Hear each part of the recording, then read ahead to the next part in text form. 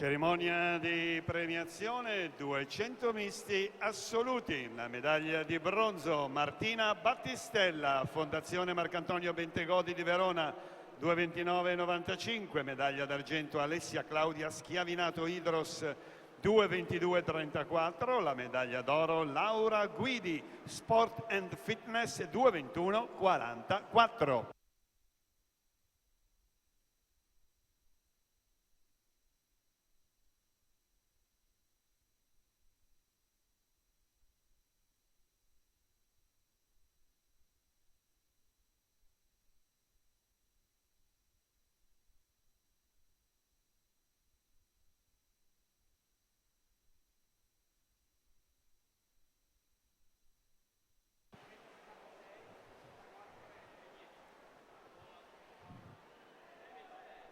La prossima quinta serie vedrà in gara in prima Roberto Solfanelli, alla 2 Claudio Gorini, alla 3 Alberto Zanardelli, 4 Matteo Lenzi, 5 Giovanni La Quintana, 6 Leonardo Amadini, 7 Nicolò Serpi, 8 Matteo Magoga.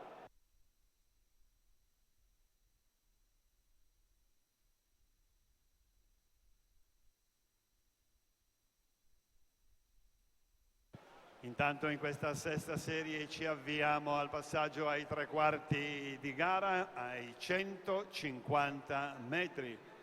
Ed è Michele Scotti, Sporting Lodi, a condurre 1:37,02. Un secondo e 0,5 su Nicola Giorgis, in corsia 3, che difende in questa occasione i colori degli Amici Nuoto Riva.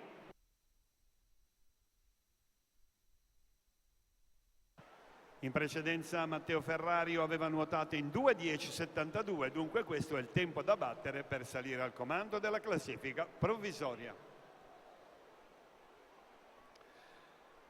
E dunque Michele Scotti chiude in 2:10,36 e si porta